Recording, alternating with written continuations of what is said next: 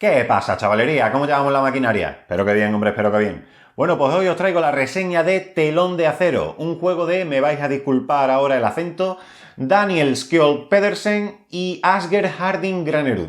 Hace tiempo que me saqué el C1 en este idioma, así que me disculpáis.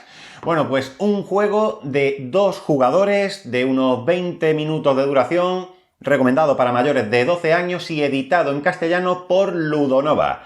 ¿De qué va este telón de acero? Pues este telón de acero se enmarca en el conflicto de la Guerra Fría y cada jugador tomará el control de una de las dos facciones que pugnó en este conflicto, la Unión Soviética y Estados Unidos.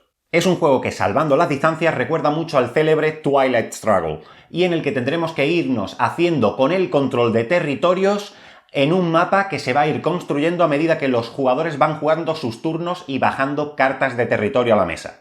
Bueno, pues en esta reseña os voy a enseñar también a jugar, así que pasamos del tirón al tutorial y acabaremos el vídeo con la valoración. ¡Al turrón! Bueno, pues ya lo tenemos todo dispuesto por aquí. En primer lugar, cada jugador escoge una facción y coge los 24 cubos del color asociado a la misma. Rojos para la Unión Soviética, azules para los Estados Unidos. Se dispone la carta de inicio, que es un territorio de la región de Europa, en el centro de la mesa, y a continuación cada jugador coloca un cubito sobre la misma. Colocamos también la carta de puntuación a un lado y el marcador de ideología, este marcadorcillo amarillo, en la posición intermedia entre las banderas de la Unión Soviética y la de Estados Unidos. En cualquier caso, la posición está sombreada de color amarillo. ¡Ea! Bueno, pues ya estaría todo preparado para coger las 18 cartas del juego, barajarlas y comenzar a jugar. Pero antes de eso os voy a describir la anatomía de una carta. Todas las cartas son territorios que pertenecen a una determinada región. La región a la que pertenecen viene indicado por el color de fondo de la carta. Por ejemplo, las azules son de Europa, las verdes de Centroamérica, etc. Para daltónicos, el nombre de la región también viene indicado justo debajo del nombre del territorio. ¿Qué más cosas podemos encontrar en la carta? La facción a la que pertenece. Esta, por ejemplo, pertenece a la Unión Soviética, pero esta pertenece a los Estados Unidos. Muy bien. ¿Qué más cosas encontramos? El número de cubitos que podremos colocar sobre la mesa cuando ejecutemos la carta como orden. Eso lo veremos después. Aquí abajo tenemos el evento que puede ejecutar la facción a la que pertenece la carta cuando ésta se coloca sobre la mesa. También lo veremos más adelante. El número de territorios que tiene la región en cuestión a la que pertenece. Y este de arriba es el bonus que se obtiene cuando se puntúe dicha región para el jugador que más territorios en dicha región controle. Muy bien, pues descrita la anatomía de las cartas, ahora sí, las vamos a barajar. El juego de telón de acero se juega a 2 rondas. En la primera ronda se van a repartir 5 cartas boca abajo a cada jugador.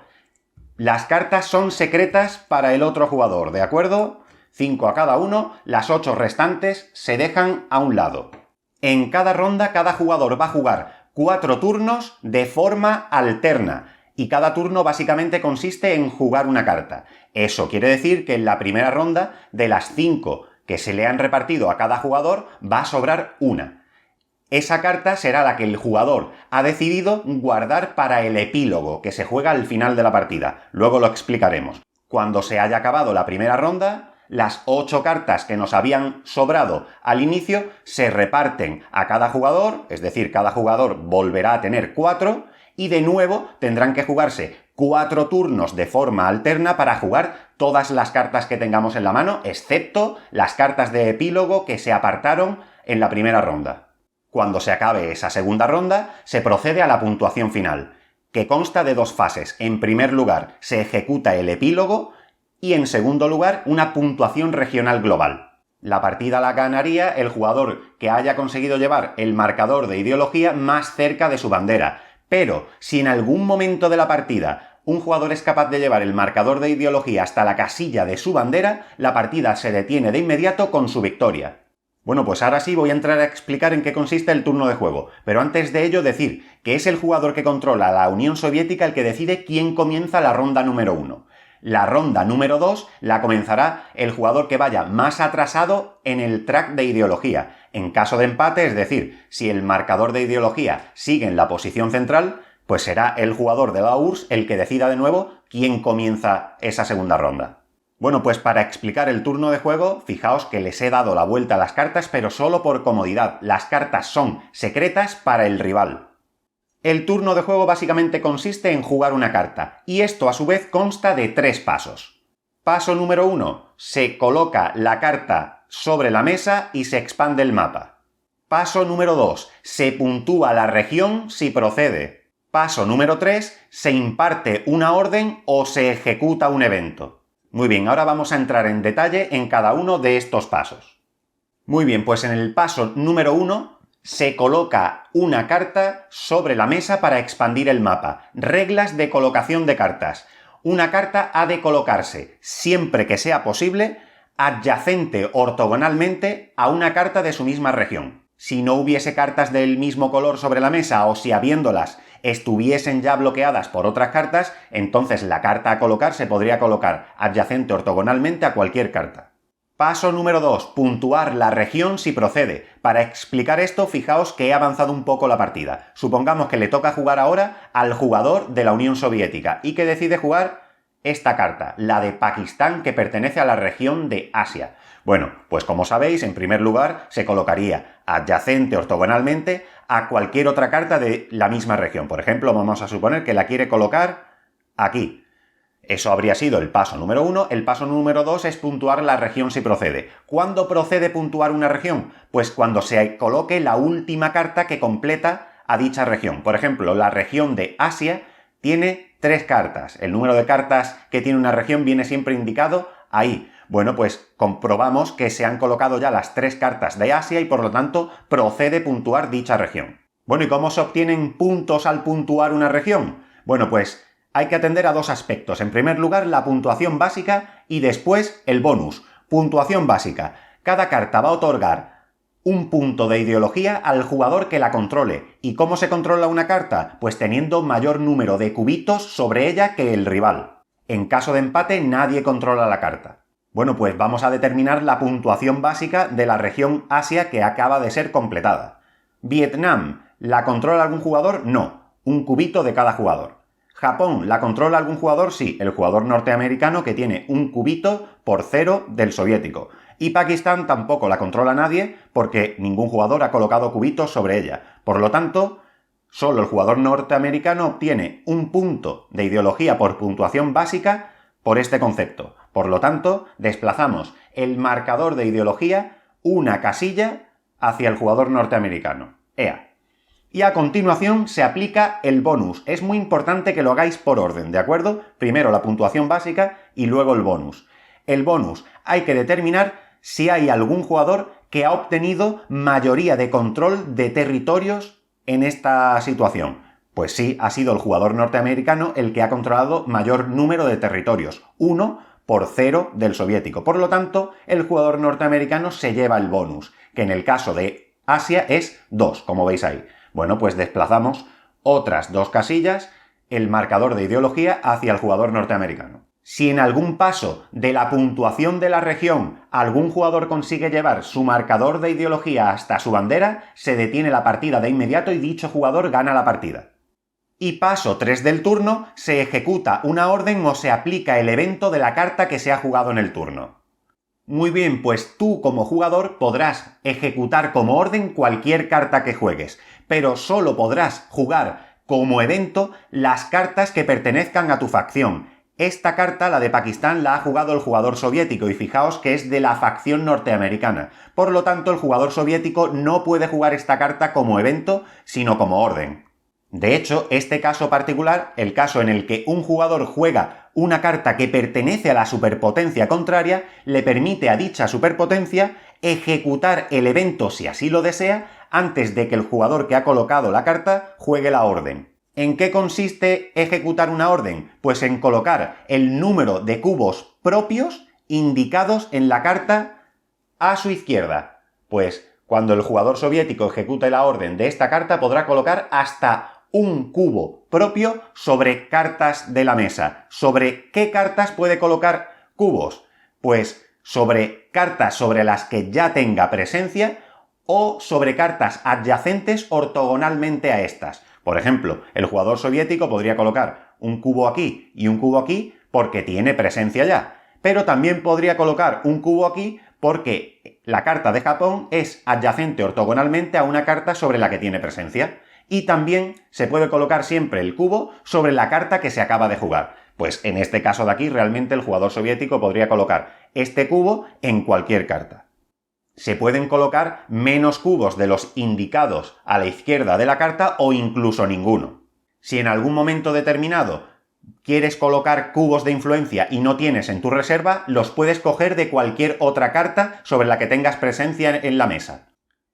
Esta carta, como orden, le permite al jugador norteamericano colocar hasta 2 cubos. Si el jugador norteamericano decidiese colocar el primer cubo sobre Polonia, lo puede hacer porque lo está colocando sobre una carta adyacente ortogonalmente a otra donde tiene presencia, ese cubo no le abre nuevas vías para seguir colocando cubos en el mismo turno. Es decir, este cubo no le abre una vía para colocar un cubo sobre Alemania Oriental, ¿de acuerdo? Podría colocarlo aquí si quiere, y en un turno posterior, esta carta ya sí sería accesible para colocar cubos como orden. Bueno, pues este caso de aquí me permite explicar el concepto de dominio. Dominio se produce cuando un jugador tiene al menos 2 cubos de influencia más que su rival sobre una carta. Bueno, pues el dominio obliga al jugador que está en inferioridad en dicha carta a usar un cubo más siempre que quiera colocar cubos en dicha región en la que está en inferioridad.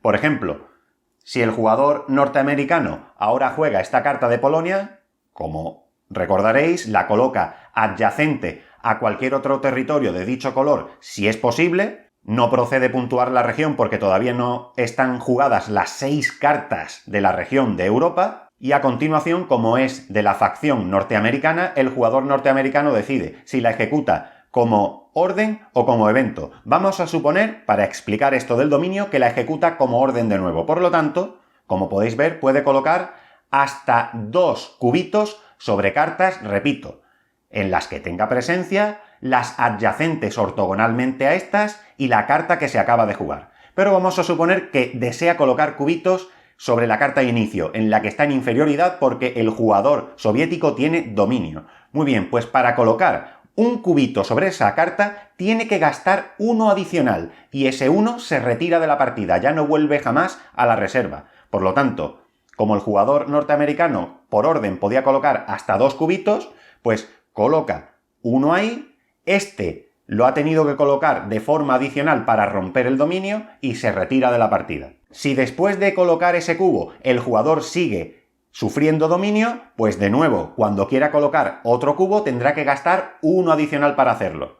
Cuando se rompa el dominio, es decir, cuando la diferencia entre cubos ya no sea de 2 o más, pues ya se pueden colocar cubitos de forma habitual. Bueno, y ahora vamos a explicar los eventos. Recordad que en el paso 3, al jugar una carta, el jugador puede decidir si la ejecuta como orden, colocar los cubitos que vienen indicados a la izquierda, o jugarla como evento si pertenece a su facción.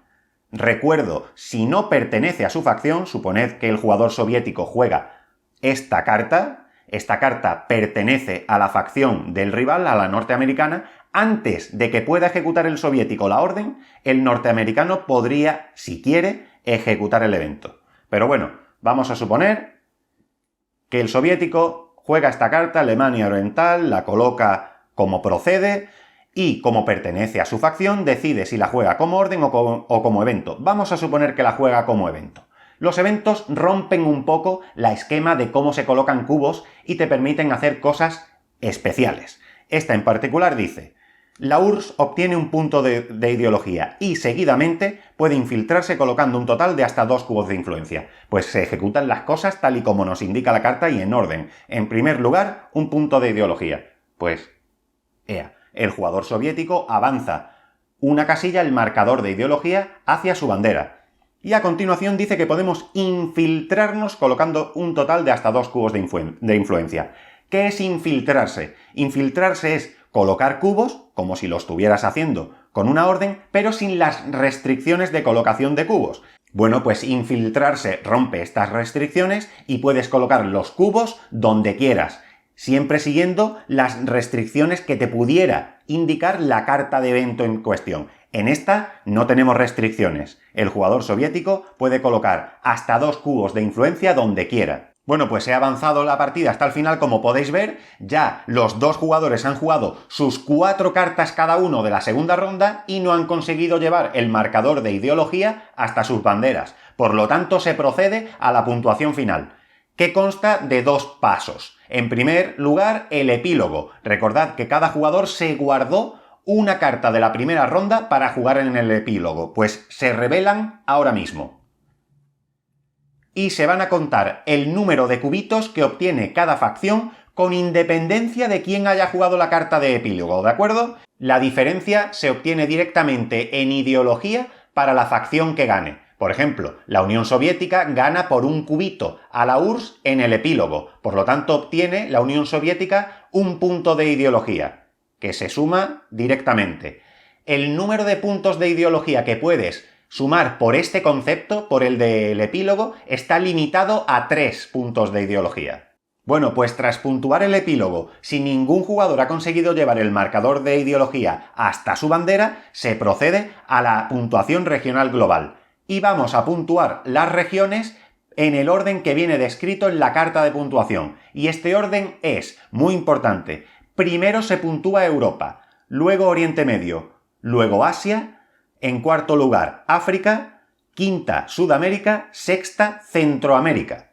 Y las regiones se van a puntuar, recuerdo, incluso si no están completas. Recordad que los jugadores se reservaron cada uno una carta para el epílogo que no ha sido colocada sobre la mesa. En este caso, ambos se reservaron una carta de África, por lo que África está incompleta, pero eso no quiere decir que no se proceda a su puntuación. Al final de la partida, si hay empate en ideología, gana siempre el norteamericano. Y repito, si en cualquier momento un jugador lleva el marcador de ideología hasta su bandera, lo que sea que esté ocurriendo se detiene en ese momento y dicho jugador gana la partida. Pues no hay más, ya sabéis jugar a telón de acero, ahora pasamos a la valoración. Bueno, pues ahora ya sí pasamos a la valoración, no va a ser un análisis tan exhaustivo como suelo hacer con otros juegos de mayor entidad, porque ya habéis visto que se trata de un juego pequeñito, de caja pequeña. Bueno, vamos a empezar por los componentes. Como decía, se trata de un juego minimalista de caja pequeña, 14 centímetros por 10 centímetros por 3,5 de ancho, igual que la del 13 minutos de la misma editorial. De hecho, es el tercero en la serie Historia después de 13 minutos y 13 días. Muy bien, las cartas tienen un leve satinado y un pequeño corrugado que las hace agradables al tacto, cosa que pierdes si las enfundas como he hecho yo. La respuesta elástica de las mismas es algo mejorable y en parte es por eso por lo que las tengo enfundadas. Pero vamos, no es un juego donde haya mucho trasiego de cartas durante la partida. De los elementos de madera poco tengo que decir. Madera estándar, bien cortada y pintada. En cuanto a las mecánicas, ya habéis visto que se trata de un juego con una profunda gestión de mano y una mecánica de mayorías para la obtención de puntos. Los jugadores tienen control sobre cuándo se van a realizar puntuaciones de continentes y eso permite cierta componente estratégica, ya que puedes guardarte la carta que cierra un continente mientras vas currándote las mayorías sobre el mismo y cerrar cuando más rédito saques de ello. Jugar sabiendo que lo que no tienes tú lo tiene tu rival también te permite pensar estrategias con cierta antelación. Pero también tiene una componente táctica importante, ya que con independencia de quién juegue la carta, los eventos los ejecuta el dueño de la facción en cuestión, y aquí es donde hay que adaptarse a cómo vaya transcurriendo la partida. En cuanto a complejidad, ya habéis visto, se explica en 5 minutos, aunque yo me extienda más como habéis podido comprobar, y se juega en menos de 20. Es un juego que con esa escasa complejidad se lo puedes sacar casi a cualquiera, con el que vais a pasar un rato dándole al coco en cada turno para decidir qué carta bajar y qué hacer con el evento u orden que otorgue. No es un Twilight Struggle, ni mucho menos, pero sí que te deja cierto regustillo el mismo en menos de 20 minutos. La rejugabilidad está garantizada y de hecho creo que es un juego que gana especialmente cuantas más partidas juegues, ya que el conocimiento de las cartas te aporta una capacidad estratégica importante. Además, la antelación y previsión sobre lo que tiene mi rival y cómo puede afectarme hace que las partidas ganen en tensión y profundidad. Bueno, chavalería, pues ahora sí vamos con la nota. Para los que no conozcan la escala de valoración Mr. Play for Life, sabed que la tenéis abajo en la descripción del vídeo. Bueno, pues sin más, Mr. Play for Life cataloga este telón de acero como... ¡Juegaco! Pues sí, chavalería, no quiero repetirme, pero no puedo dar menos nota a este juego que puedes jugar con casi cualquiera, puedes sacar casi en cualquier sitio por su reducido tamaño y que te da tanto con tan pocas reglas. Da igual que sea un jugón de culo duro que disfruta con el Twilight Struggle, que por cierto, probablemente sea el mejor juego de tablero confrontacional para dos jugadores que exista hasta la fecha. Pero este Telón de Acero es una pequeña muestra concentrada de la gran carga estratégica táctica que aporta el anterior, y si tienes mono de Twilight Struggle pero no tienes ni el tiempo ni las condiciones necesarias para desplegarlo, este os va a funcionar muy bien. Sin más chavalería, yo lo voy a ir dejando por aquí, no sin antes desearos feliz entrada de año 2018, un saludo y nos vemos en los bares.